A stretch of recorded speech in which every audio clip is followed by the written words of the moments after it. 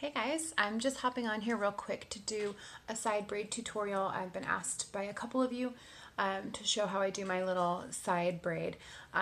Quick backstory on my hair. I'm growing out my bangs and I've been growing them out for a while. They were really short, so it's been a process, and that's one of the big reasons why I like to braid it out of my face, is because they're a funky length or I'm just kind of tired of them. Then that's a nice little reprieve from having them down and in the way. So the way I do it is you can do it on, your hair flat ironed and straight, or it could be curled and styled, whatever. But mine today, I just flat ironed it and straightened it. So what I like to do is take a section, and I'm not too technical with it.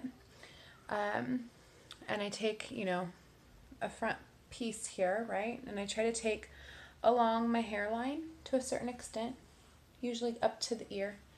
And I leave that down, and that's the portion that I'm going to be grabbing from and pulling into the braid.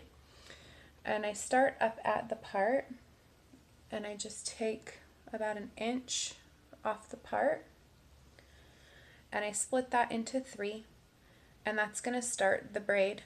So a typical braid, you braid across over the top of the middle piece of hair, but I do a Dutch braid, which you pass underneath, and then you're going to pass underneath again, and that started our braid, so we've locked it in. So now we'll pass under again, and then I'm going to grab just a small amount of hair and add it to that piece.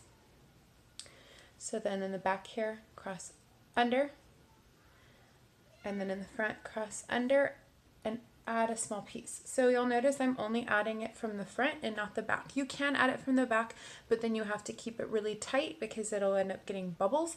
And I welcome you to try it to see what I'm talking about. Maybe you like it better that way. I personally don't. So I'm just going to continue. Do the back under, the front under, and grab a piece. Do the back under, and the front under, and grab a piece. This is going to be the last piece I add to it, and then I'm just going to do about 3 passes to finish the braid. There might be pieces sticking out. I don't care.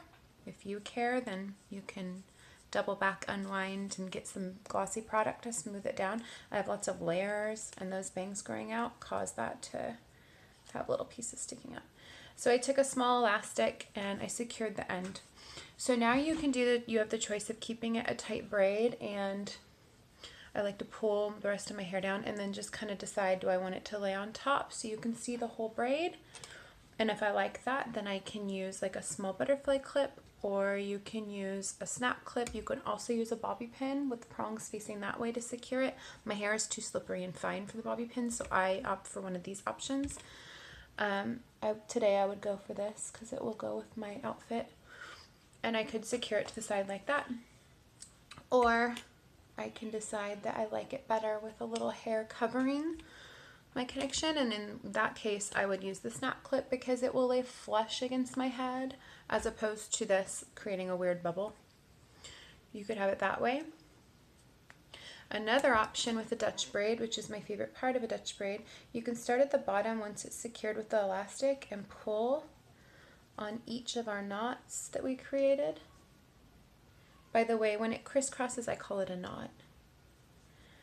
And you get this like loose looking, like really fancy textured, it looks like it's falling out, but it's not going to, kind of a braid.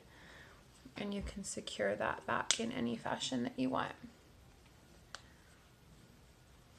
And that's it. When my hair was longer, I would pull it back in a ponytail and I would go running that way. I sometimes sleep like this. If I put a deep conditioner in my hair overnight, I will braid both sides back and pull it back and sleep that way so that I don't have it all over my face. That's that. I hope you enjoyed.